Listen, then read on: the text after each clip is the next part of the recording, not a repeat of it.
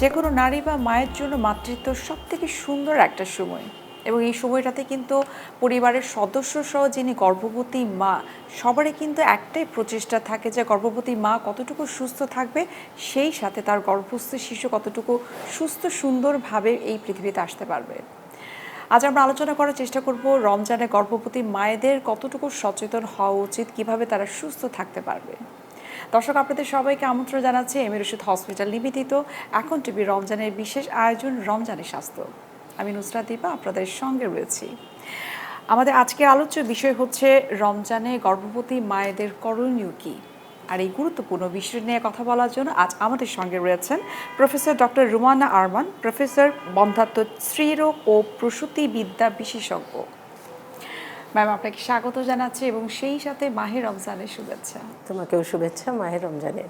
প্রথমেই আপনার কাছে একটু জানতে চাইবো যে রমজান মাস আসলেই কিন্তু দেখা যায় বা রমজানের আগে থেকেই গর্ভবতী মা যারা রয়েছে অনেকে রোজা রাখতে চায় এবং তাদের প্রথম প্রশ্নটাই কিন্তু থাকে যে আমি রমজানে কি রোজা রাখতে পারবো কি না, এবং এই রোজা রাখার জন্য আমি নিজে বা আমার গর্ভস্থ শিশু কি সুস্থ থাকতে পারবে কিনা।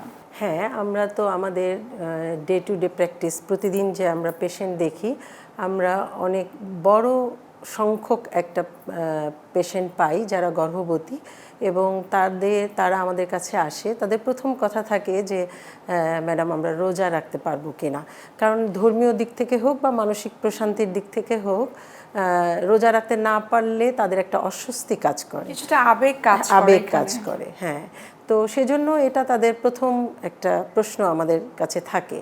তো আমরা যেটা বলি যে আমরা রোগীকে বলি যে হ্যাঁ তুমি রোজা রাখতে পারবে, তবে তোমাকে কিছু নিয়ম মেনে চলতে হবে। সেই নিয়মগুলো আসলে কি কি? যেমন হচ্ছে যে আমরা তাকে প্রথমত যেটা বলি যে ইফতারি থেকে সাহরি এই সময়টুকুতে সে কি কি খাবে, পুষ্টিকর খাবারগুলো খাবে, এবং সেগুলো অবশ্যই বাড়িতে তৈরি হতে হবে। এমন না যে সেগুলো সে বাইরের খাবার খাবে, স্পেশালি যেগুলো বাইরে আমরা সাধারণত রোজার মাসে যেগুলো খেয়ে অভ্যস্ত, যে অনেকে ওই যে বেগুনি, পেঁয়াজু বা অতিরিক্ত মানে ভাজা পোড়া যে জিনিসগুলো, হ্যাঁ এগুলো সে খাবে না। সহজপাচ্য যে খাবারগুলো সেগুলো খাবে। এই খাবারের তালিকায় তার যেমন শর্করা থাকতে হবে, তেমনি আমিষের পরিমাণটাও পর্যাপ্ত পরিমাণ হতে হবে, এবং ফলমূল থাকতে হবে, এবং প্রচুর পর্যাপ্ত পরিমাণে পানি, যেটা তাকে পানি শূন্যতা রোধ করবে এরকম খাবার তার খেতে হবে। এবং আঁশযুক্ত খাবার, যেমন অনেকের ধারণা ফল খেলে সে জুস করে খায়, সে জুস করে খাবে না, এতে তার ব্লাড সুগারটা দ্রুত বাড়ার একটা সম্ভাবনা থাকে। সে ফলটা এমনিই খাবে, তাতে কি হবে, সে ফলের যে পুষ্টিটা সেটা তার সাথে তার যে ফাইবারটা সেটাও খাবে, যেটা তার জন্য সেটা উপকারী। এবং আরেকটা ব্যাপার আমরা যেটা বলি যে আমাদের দেশীয় ফলগুলোর উপরে একটু গুরুত্ব দিতে হবে।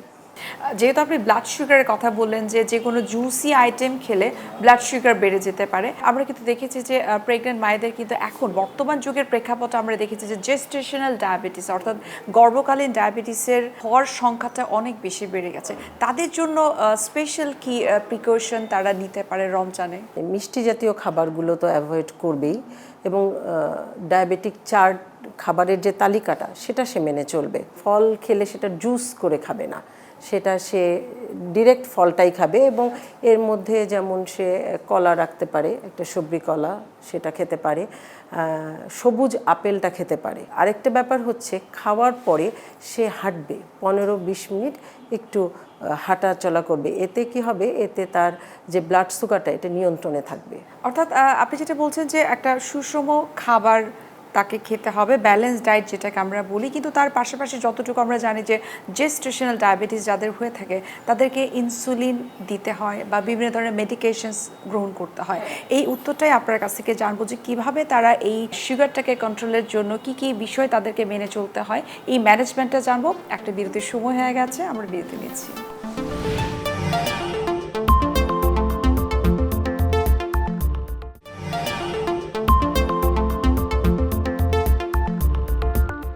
বিরতির আগে আমরা কথা বলছিলাম যে জেস্টেশনাল ডায়াবেটিস যাদের থাকে তাদের স্পেশালি হয় ইনসুলিন নিতে হয় অথবা মুখে ওষুধ খেতে হয়, সেটার ম্যানেজমেন্ট আপনারা কিভাবে করে থাকেন? সেটা হচ্ছে যে আমরা যাদের জেস্টেশনাল ডায়াবেটিস, এটা ডিপেন্ড করে যে ব্লাড সুগার লেভেলটা কত, তার উপরে ডিপেন্ড করেই আমরা তাদেরকে অ্যাডভাইস দিয়ে থাকি। যেমন যদি খুব মাইল্ড থাকে তাহলে আমরা তাকে ডায়েট মেনটেন করতে বলি, মাইল্ড এক্সারসাইজ এটা সে করতে পারে। আর যদি এটা বেশি থাকে, ব্লাড সুগার লেভেলটা হাই থাকে, তাহলে আমরা ইনসুলিনটা দেই। এটা ডিপেন্ড করে তার ব্লাড সুগারটা কত, সেভাবে আমরা ডোজটা অ্যাডজাস্ট করি। আর আরেকটা হচ্ছে যে রাতে 10টায় আরেকটা ইনসুলিন হয়তো আমরা অ্যাড করে দিই তার সাথে, মানে রেগুলার যেটা সেটা 3বার, তার সাথে আরেকটা দিয়ে দিই রাত 10টায়। আমরা রমজানের বাইরেও আরও কিছু বিষয় জানতে চাই। গাইনোকোলজিক্যাল অনেক ধরনের প্রবলেম তো মেয়েদের হয়ে থাকে, যেমন বর্তমান যুগের প্রেক্ষাপটে পিসিওসিস কিন্তু একটা বার্নিং ইস্যু। পিসিওসিস সম্পর্কে একটু জানবো যে কেন আসলে এই সংখ্যাটা বৃদ্ধি পাচ্ছে, কেন মেয়েদের মধ্যে হচ্ছে, এবং এটার জন্য আমরা যতটুকু জানি এটা ওবেসিটি বা ওভার ওয়েটের সাথে কিন্তু অ্যাসোসিয়েটেড। এটা নিয়ে যদি আমাদেরকে একটু বলতেন। আসলে আমরা এখন যেটা দেখছি যে পিসিওস যেটা, সেটা আমরা অনেক পেশেন্ট পাচ্ছি। এটা আমাদের জন্য কিন্তু একটা অ্যালার্মিং, কেননা আগে কিন্তু আমরা এত পেতাম না। তো আমাদের যেটা মনে হয় যে আমাদের সচেতনতার অভাব একটা গুরুত্বপূর্ণ বিষয়। আমাদের দেশে এখন যেটা হচ্ছে যে আমাদের ছোট ছোট বাচ্চারা বাইরের যে খাবারগুলো, যেটাকে আমরা জাঙ্ক ফুড বলি, এটাতে কিন্তু তারা অভ্যস্ত। এটা গুরুত্বপূর্ণ ব্যাপার যে এই জাঙ্ক ফুড কিন্তু এর একটা রোল আছে পিসিওসে। হ্যাঁ, তো এটা যদি মানে কাউন্সেলিং করা যায় পেশেন্টদেরকে, স্পেশালি গার্ডিয়ান মায়েদের। আমি আসলে এই প্রসঙ্গটা নিয়ে আসতে চাচ্ছিলাম যে জাঙ্ক ফুড বলেন বা যে কোনো ধরনের হাই ক্যালোরির যে খাবারগুলো রয়েছে বাচ্চারা খাচ্ছে, কিন্তু বাচ্চাদেরকে কিন্তু আমরাই কিন্তু তাদের সামনে সার্ভ করছি। এক্ষেত্রে অভিভাবকদের সচেতন হওয়াটা অনেক বেশি দরকার। হ্যাঁ, এক্ষেত্রে অভিভাবকদের সচেতনতাটা খুব গুরুত্বপূর্ণ, স্পেশালি মা। কারণ মা বাচ্চাকে খুব ভালো কনভিন্স করতে পারে যে এটা খেলে তোমার এই প্রবলেমটা হতে পারে এবং ভবিষ্যতে এটার জন্য তোমাকে এই প্রবলেমগুলো ফেস করতে হতে পারে। যেমন স্পেশালি মেয়ে বাচ্চা যারা, তাদের ক্ষেত্রে যেমন মেনস্ট্রুয়াল অ্যাবনর্মালিটিগুলো, ইরেগুলারিটি, হয়তো দেখা যাচ্ছে 2 মাস 3 মাস মাসিক হচ্ছে না, এটা একটা প্রবলেম। আর একটা প্রবলেম হচ্ছে যে বিভিন্ন জায়গায় চুল গজিয়ে যাচ্ছে, যেটাকে আমরা হার্সুটিজম বলি, আনওয়ান্টেড হেয়ার হচ্ছে। এটাতে বাচ্চা কি হচ্ছে, বাচ্চার সাইকোলজিক্যাল ডিস্টারবেন্সও কিন্তু হচ্ছে, যে সে 8-10টা বাচ্চার চেয়ে নিজেকে আলাদা দেখছে, যে আমার মুখে চুল হয়ে যাচ্ছে, আমি এটা সে শাইনেস ডেভেলপ করে তার মধ্যে একটা। আপনি পিসিওএস নিয়ে বলছিলেন যে বাচ্চাদের মধ্যে যে চেঞ্জেসগুলো চলে আসে, যে ইরেগুলার পিরিয়ড এবং আনওয়ান্টেড হেয়ার গ্রোথের কথা আপনি বলছিলেন, এবং একই সাথে কিন্তু আমরা খেয়াল করেছি যে যেমনটা আপনি বললেন যে তাদের আত্মবিশ্বাস অনেকটা কমে যায়, নিজের অনেকটা ইন্ট্রোভার্ট হয়ে যায়। পিসিওএসের পাশাপাশি কিন্তু আরও একটা প্রবলেম আমরা দেখতে পাচ্ছি, সেটা হচ্ছে এন্ডোমেট্রিওসিস। এই ধরনের পেশেন্টগুলো আসলে আপনারা কেমন পেয়ে থাকেন এম এ রশিদ হসপিটালে? এটাও এম এ রশিদ হসপিটালে আমরা বেশ ভালো সংখ্যক পেশেন্ট পেয়ে থাকি। হ্যাঁ, মানে এন্ডোমেট্রিওসিস আনম্যারিড এবং ম্যারিড 2 ধরনের মেয়েদের ক্ষেত্রেই আমরা পাচ্ছি। এবং বিশেষ করে যারা বিবাহিত, তারা যারা বাচ্চা নিতে চায়, তাদের ক্ষেত্রে দেখা যাচ্ছে যে আমরা যখন পেশেন্টের হিস্ট্রি নিচ্ছি বা ইনভেস্টিগেশন করছি, তখন দেখা যাচ্ছে যে এন্ডোমেট্রিওসিস পাচ্ছি। এবং এই সব মেয়েদের যেটা হচ্ছে, এরা কনসিভ করছে না, তখন এদেরকে ট্রিটমেন্টের আন্ডারে নিয়ে ট্রিটমেন্ট করে তারপরে তারা অর্থাৎ আমরা বলতে পারি পিসিওএস এবং এন্ডোমেট্রিওসিস যাদের হচ্ছে, একটা সময় তাদের ইনফার্টিলিটিতে আসলে ভোগার সম্ভাবনা অনেক বেশি থাকতে পারে। এই বিষয়টা আমরা আরেকটু বিস্তারিত জানার চেষ্টা করব যে ইনফার্টিলিটি যদি হয় এবং তার আগে হচ্ছে যে এন্ডোমেট্রিওসিস এবং পিসিওএসের প্রপার ট্রিটমেন্টটা করা, সেগুলো আরেকটু আপনার কাছ থেকে বিস্তারিত জানার চেষ্টা করব। আরও একটা বিরতির সময় হয়ে গেছে, আমরা বিরতি নিচ্ছি।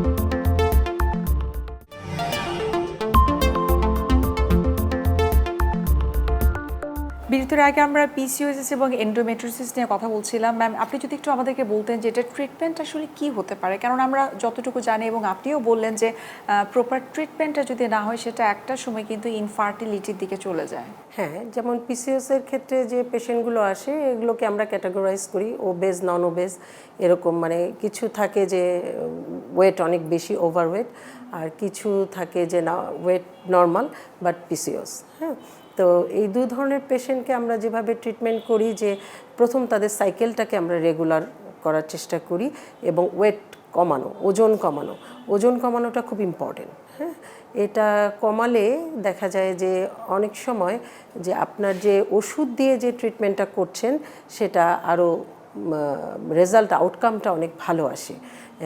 এই জন্য আমরা ওয়েটটা কমাই।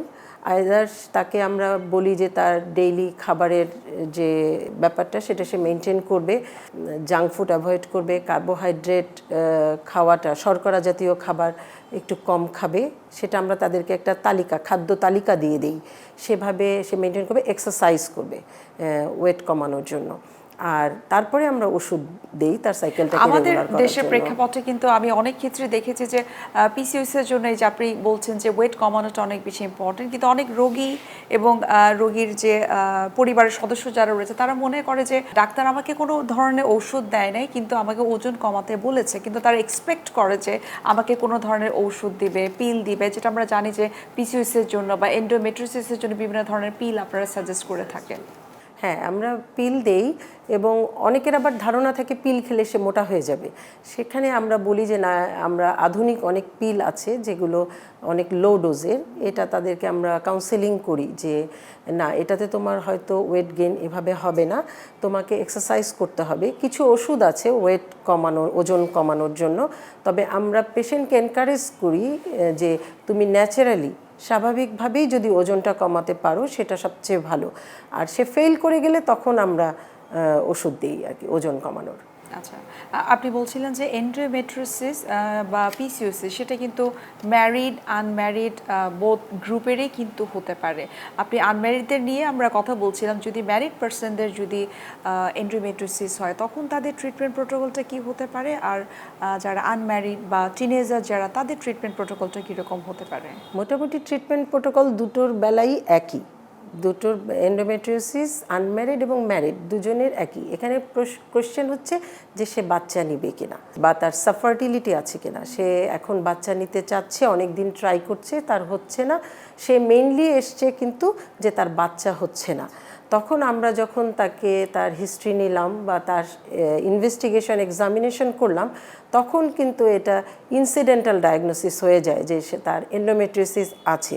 হ্যাঁ, তো তখন হয়তো এটাই রিজন তার বাচ্চা না হওয়ার।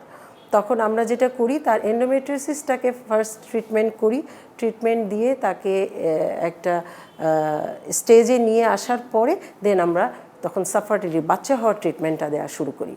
আপনি তো এমএ রশিদ হসপিটালে একজন গাইনোকোলজিস্ট হিসেবে কাজ করছেন, একটু জানতে চাইবো যে এখানে ডেলিভারির জন্য যে মায়েরা আসেন, অর্থাৎ গর্ভবতী মায়েরা আসেন, অনেকেই কিন্তু চায় আজকালকার যুগে যে সিজারিয়ান সেকশনটা করার জন্য, কিন্তু নর্মাল ডেলিভারির জন্য আসলে পেশেন্টদের আগ্রহটা বা উৎসাহটা কতটুকু থাকে, এবং আপনারা কিভাবে রোগীদেরকে কাউন্সেলিং করে থাকেন যে সিজারিয়ান সেকশনটা হচ্ছে যে তুলনামূলকভাবে আসলে স্বাস্থ্যের জন্য ক্ষতিকর আমরা বলবো না, কিন্তু নর্মাল ডেলিভারি সিজার থেকে মাচ বেটার? আমরা এখানে আসলে আমরা যেটা করি, আমরা যারা এখানে কনসালটেন্ট আছি, আমরা সবাই পেশেন্টকে যদি সব প্যারামিটার তাদের ঠিক থাকে, বাচ্চার পজিশন, তার পানির পরিমাণ যেটাকে আমরা লাইকার বলি, পেশেন্টের হাইট এবং আদার্স কন্ডিশন, তার যে প্লাসেন্টার পজিশন, এগুলো সব দেখে তাকে আমরা, যদি সে আগ্রহী হয় এবং আমরাও বলি যে তোমার সব কিছু ভালো আছে, তুমি নর্মাল ডেলিভারিতে যেতে পারো, আমাদের এখানে এমএ রশিদ হসপিটালে নর্মাল ডেলিভারির ভালো ফ্যাসিলিটি, সুবিধা তোমাকে আমরা দিব। এখানে 24 ঘন্টা আমাদের কনসালটেন্ট থাকেন, যেটা অনেক হসপিটালে এই ফ্যাসিলিটিটা পাওয়া যায় না। ইভেন দেখা যায় যে রাতের বেলা কনসালটেন্ট লেভেলের কেউ কিন্তু ডেলিভারি করে না, যেটা এমএ রশিদ হসপিটালে এই ফ্যাসিলিটিটা আছে। এটা আমরা তাদেরকে এভাবে কাউন্সেলিং করি। 24 ঘন্টা সার্ভিস আপনারা দিয়ে থাকেন? জি, হ্যাঁ, আমরা এটাই দিয়ে থাকি 24 ঘন্টা। তো এটাতে পেশেন্ট অনেক সাহস থাকে যে একজন মা কি হয়, সে চায় যে একজন সিনিয়র ডক্টর যদি আমাকে অ্যাটেন্ড করেন তাহলে আমি হয়তো নর্মাল ডেলিভারিতে যাব। তো আমাদের এখানে কিন্তু অনেক ভালো সংখ্যক নর্মাল ডেলিভারি আমরা করাই। হ্যাঁ, আমরা দেখা যায় যে যেটা সিজারের মানে অ্যাবসোলিউট ইন্ডিকেশন আছে যে যেটা এটা সিজারই লাগবে, আমরা সেই পেশেন্টগুলোকেই সিজারের অ্যাডভাইস দিয়ে থাকি এখানে। এবং এক্ষেত্রে আসলে সত্যিকার অর্থে বলা যেতে পারে যেটা কিন্তু আমাদের পুরো দেশের জন্য, আমাদের জন্য কিন্তু এটা একটা গর্বের একটা বিষয় যে একটা জেলা পর্যায়ে এই ধরনের উন্নত একটা হসপিটাল কিন্তু রয়েছে এবং রোগীরা কিন্তু সেই উন্নত মানের সেবাটাই কিন্তু পাচ্ছে এমএনএ রশিদ হসপিটাল থেকে। হ্যাঁ, এটা তো আসলেই খুব গর্বের বিষয়, কারণ দেখেন জামালপুর বাংলাদেশের কিন্তু একটা মানে রিমোট জেলা, তাই না? এখানে এত বড় হসপিটাল, এটা তো মানে অনেক বাংলাদেশে অনেক জেলা আছে যেখানে কিন্তু এরকম এত বড় হসপিটাল নেই। তো সেই ক্ষেত্রে জামালপুরবাসী সৌভাগ্যবান যে তারা এই সুবিধাগুলো পাচ্ছে। যেমন অনেক রেফারেল কেস আমরা হ্যান্ডেলিং করি এখানে। হ্যাঁ, এবং অনেক কেস আছে দেখা যায় ঢাকায় কোনো যেটা আবার অনেক হসপিটাল আমরা দেখেছি রেফারেল কেসগুলো কিন্তু অনেক হসপিটাল নিতে চায় না, ফেরত দিয়ে দেয় রোগীদেরকে। এবং আমরা আরও একটা জিনিস খেয়াল করেছি যে দেখা গেছে ঢাকায় কোনো পেশেন্ট দেখিয়েছে, তার প্রেগনেন্সির সাথে কোনো অ্যাসোসিয়েটেড অন্য কমপ্লিকেশনও আছে, হ্যাঁ, অথবা গাইনির কোনো পেশেন্ট যেগুলো একটু কমপ্লিকেটেড, জটিল, এরকম পেশেন্টও ঢাকায় অনেক সময় বলেছে যে না আপনি জামালপুরে বাড়ি, আপনি জামালপুরে করেন, ওখানে তো আমরা শুনেছি যে এমএ রশিদ হসপিটালে এগুলো মানে এই কাজগুলো হচ্ছে। তো সেক্ষেত্রে পেশেন্টেরও অনেক কনফিডেন্স থাকে। ব্যাপার অনুষ্ঠানের একেবারে শেষ পর্যায়ে চলে এসেছে, আর অনেক কিছু জানার ছিল যে গাইনি পেশেন্টদেরকে আপনারা কী কী ভাবে ডিল করে থাকেন, কী কী সার্ভিসেস আপনারা দিয়ে থাকেন। সময় স্বল্পতার জন্য আমরা আজকে এখানে শেষ করছি। আপনাকে অসংখ্য ধন্যবাদ এত গুরুত্বপূর্ণ কিছু তথ্য আমাদেরকে দেওয়ার জন্য। আপনাকেও ধন্যবাদ। দর্শক, এতক্ষণ আপনারা দেখছিলেন এমএনএ রশিদ হসপিটাল নিবেদিত এখন টিভি রমজানের বিশেষ আয়োজন রমজানের স্বাস্থ্য। আজ আমরা এখানেই শেষ করছি। দেখা হবে আবার আপনাদের সঙ্গে। সে পর্যন্ত আপনারা সবাই ভালো থাকুন, সুস্থ থাকুন। আল্লাহ হাফেজ।